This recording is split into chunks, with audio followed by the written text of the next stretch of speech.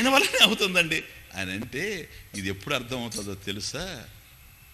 చేతులు తిప్పుతూ తిప్పుతూ ఒక్క దశలో ఇట్లా వస్తుంది. ఇప్పుడు అర్థమవుతుంది. ఎంతమందిని చూడలేదు, మాట్లాడుతూ మాట్లాడుతూ పక్షవాతం వైపు పడ్డ వాళ్ళని ఎంతమందిని మనం చూడలేదు ఈ ప్రపంచంలో. అప్పుడు అర్థమవుతుంది, అరే ఏంటిది, ఎంతెంత బరువులు ఎత్తాను నేను, వెయిట్ లిఫ్టర్ నేను, ఎలా తిప్పాను ఈ చేతుల్ని, కదలడం లేదే కదలడం లేదే కదలడం లేదే, ఏమైంది ఏమైంది ఏమైంది? దానికి జరిగిందే జరిగింది. అది వెలుగుతూ ఉండడానికి విద్యుత్ శక్తి ఎట్లా కారణమో, నా చేతులు కదలడానికి,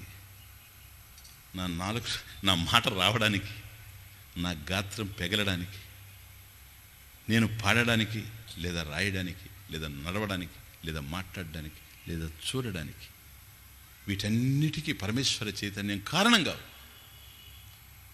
అది ఉన్నప్పుడు మనకు అర్థం కావడం లేదు, అంత నా వైభవమే అనుకుంటున్నాం. ఇప్పుడు చెయ్యి ఉంది, ఎందుకు కదిలించలేకపోతున్నాం?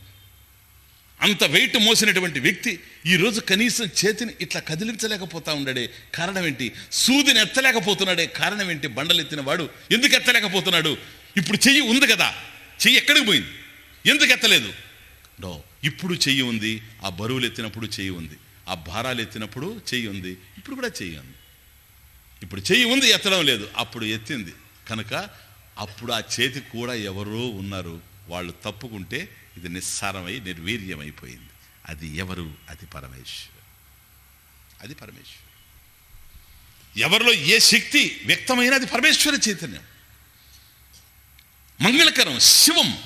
ఆ శివం నా హృదయంలో ఉండడం వల్ల చైతన్య రూపంలో సమస్తమైనటువంటి కర్మలు జరుగుతూ ఉన్నాయి, దానివల్లనే జరుగుతున్నాయి కనుక అనుక్షణం ఏ వైభవం జరిగినా తల వంచడం జరుగుతుంది. నమః నమః నమః, మా నాది నా కాదు, నమః నమః సెల్యుటేషన్. అది నమ ఇది ద్వే అక్షరే. నమః అనేది ఇట్ ఈస్ ఎ వర్డ్, ఒక పదం అది, కానీ శాస్త్రం అన్నది నమ ఇది ద్వే అక్షరే. నమః అనేది ఒక పదం కాదు, 2 అక్షరాలుగా తీసుకోన్నది. 2 అక్షరాలుగా తీసుకుంటే నా ఒకటే మా ఒకటే. మా నాది నా లేదు, నాది లేదు ఇక్కడ. ప్రకాశం అంతా నీదే, వైభవం అంతా నీదే, జ్ఞానమంతా నీదే. నమః నమః నమః తల వంచి, లేదా అహంకారంతో తలపైకి లేస్తుంది నేనే గొప్ప. అర్థమైనటువంటి చోట జీవితంలో ఓ పరమార్థం తొంగి చూస్తూ ఉంటుంది. జ్ఞానం మనిషికి వచ్చే కొద్దీ పరమేశ్వరుడు మన కళ్ళలో నుంచి చూస్తాడు, మన చెవుల్లో నుంచి పరమేశ్వరుడు వింటాడు, మన మాటలు పరమేశ్వరుని మాటలుగా ఉంటాయి.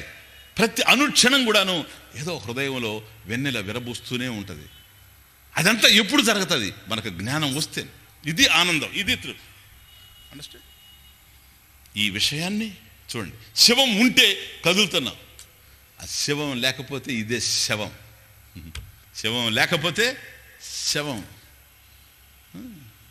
విషయీ, విషయము, విషయీ, సబ్జెక్ట్ ఈ ఈ ఈ, అదే అదే సి ఈ ఈ ఈ, అక్కడుంది ఆనందం.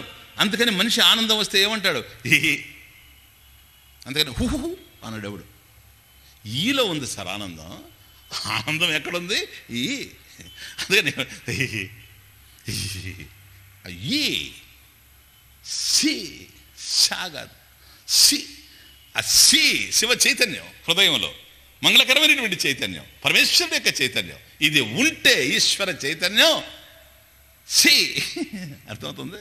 ఈ ఈ శబ్దం విష ఈ ఈ ఈ ఆనందం మనిషికి, లేదా శవం. ఇది శాస్త్రాలు అద్భుతంగా ప్రవచిస్తున్నాయి. మహర్షులు మహాత్ములు చెవుల్లో ఇళ్ళు కట్టుకొని చెప్తున్నారు ఈ సత్యం సహేతుకంగా. కానీ మనకు వంట పట్టడం లేదు, అది భారం. అందువల్ల అనుక్షణం నేను నేను నేను నేను నేను నేను నేను నాకన్నా మించినాడు ఈ ప్రపంచం ప్రతి ఒక్కడు. ఇది ఈ అహంకారం అనర్థాలకు దారితీస్తూ ఉంది. మనిషిని నమ్మకుండా ఆనందంగా ఉండకుండా అడ్డు పెట్టేవాళ్ళు ఎవరు లేరు ఈ ప్రపంచంలో, ఈ అహంకారం తప్ప.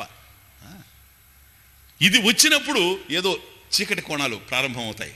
ఇది వచ్చినప్పుడు చీకటి తెరలు పడుతూ ఉంటాయి. మనిషికి నవ్వలేడు. మనిషి ఎక్కడ నవ్వుతాడు? ఇది సరిపోయా 24 గంటలు. నీకన్నా గొప్పవాడు కనపడ్డాడు అనుకోండి, కృంగిపోతుంది. ఏముంది, ఉండని. మనకన్నా ధనికుడు కనపడితే ఎండిపోతుంది. ఏమై ఉండని, లెట్ హిమ్ ఎంజాయ్. అతని ప్రారంభం అతనిది, నా ప్రారంభం నాది. అర్థమైనప్పుడు మనిషి ఆనందంగా ఉండగలడే కానీ లేకపోతే ఆనందంగా ఉండేందుకు అవకాశం లేదు. నాకు ఈ జీవితాన్ని ప్రసాదించిన పరమేశ్వరుడే ఆయనకు ఆ జీవితాన్ని ప్రసాదించాడు. ఎవరికి ఏమి ఇవ్వాలనో సర్వజ్ఞుడికి తెలుసు, సర్వశక్తిమంతుడికి తెలుసు. నేను కాదు నిర్ణయం చేసేది. ఈ ప్రపంచంలో బాగుండే ప్రతి మనిషిని చూసి ఏడవడానికి ప్రయత్నం చేస్తే ఇంకా సుఖమే మిగలదు ప్రపంచంలో. అంటే ఎవడు బాగు లేకుండా ఉండాలన్నా అది ఎట్లా ఆనందం? అందరూ ఏడుస్తుంటే నువ్వు ఒక్కడే ఎట్లా నవ్వగలవు? అందువల్ల సర్వే జనాః సుఖినో భవంతు. అది మన సంస్కృతి. శం నో అస్తు ద్విపదే శం చతుష్పదే. మహర్షులు ఇట్లా ప్రార్థన చేశారు, హే భగవాన్ 2 పాదాలు కలిగినటువంటి వాళ్ళు సుఖంగా ఉండాలి ఈ ప్రపంచంలో. నో చతుష్పదే, 4 పాదాలు. చూసారా? ఇంకా దాని అర్థం అన్ని సకల జీవరాశులు ఆనందంగా ఉండాలి, సర్వ ప్రాణులు ఆనందంగా ఉండాలి. అప్పుడే నేను ఆనందం. నీ పక్కింట్లో ఒకడు ఏడుస్తూ ఉంటే ఎంతకాలం నువ్వు తృప్తిగా ఉండగలవు? అందరూ ఆనందంగా ఉండాలి, అందరూ తృప్తిగా ఉండాలి. సర్వే జనాః సుఖినో భవంతు, అందరూ సుఖంగా ఉండాలి. ఇటువంటి భావన కదిలించినటువంటి మహాత్ములు. ఈ అహంకారం ఉన్నప్పుడు మనం నవ్వేటువంటి అవకాశం లేదు. దీన్ని పోగొట్టాలంటే ఈశ్వర జ్ఞానం మన హృదయంలో ప్రవేశించాలి. దీనిని శాస్త్రాలు బోధిస్తూ ఉన్నాయి. మహర్షులు గూడు కట్టుకొని చెవులో చెప్తూనే ఉన్నారు. అయినా మనకు వంట పట్టడంలే. ఈరోజు వంట పట్టకపోయినా శాస్త్రాలు చెబుతూ ఉండినా, మన అదృష్టం కొద్ది మహాత్ములు బోధిస్తూ ఉండినా దానిని చెవిన పెడితే, దాన్ని అంగీకరించలేకపోతే రేపు మన అనుభవమే దాన్ని అంగీకరించేటట్లు చేస్తుంది. మన అనుభవమే చేస్తుంది. అయ్యో చాలామంది అయ్యో ఆ రోజుల్లో చెబితే వినలేకపోయాను, ఈ రోజుల్లో దుఃఖపడుతూ ఉన్నా, అప్పుడే వినుంటే బాగుండేవాడిని. చూసారా? ఆ పరిస్థితి మనకు రాకుండా ఉండాలి అని అంటే, ఎందుకని శాస్త్రాన్ని అంగీకరించలేక మహాత్ములను అంగీకరించలేకపోతే అనుభవంలో నేర్చుకుంటావా? అది ఒక నిశ్చితార్థం జరుగుతూ ఉంది చోట. నిశ్చితార్థం, పెళ్ళి కాదు, నిశ్చితార్థం. ఎందుకు పెళ్ళి కాదని నేను అంటున్నానంటే, ఇప్పుడు పెళ్ళి ఏదో నిశ్చితార్థం ఏదో తెలియడం లేదు. నిశ్చితార్థమే పెళ్లి కన్నా ఘనంగా జరుగుతుంది ఎక్కడ చూడ. ఎందుకని? తరువాత పెళ్లి జరగచ్చు, జరగకుండా పోవచ్చు. దాని పేరు కలియుగం. అర్థమవుతుందే? Modern society. పూర్వపు రోజులు నిశ్చితార్థం అంటే అదేంటి, దాని అర్థం ఏంటి చెప్పండి? నిశ్చితార్థం అన్న తరువాత ప్రాణమన్నా పోగొట్టుకోవాలి, కానీ పెళ్లి జరగకుండా పోవడానికి అవకాశం లేదు. అది నిశ్చితార్థం అంటే. చూడండి పోయి డిక్షనరీ, నిశ్చితం అంటే ఏంటో దాని అర్థం. నిశ్చితార్థం ఇది మన పెద్దలు పెట్టారు.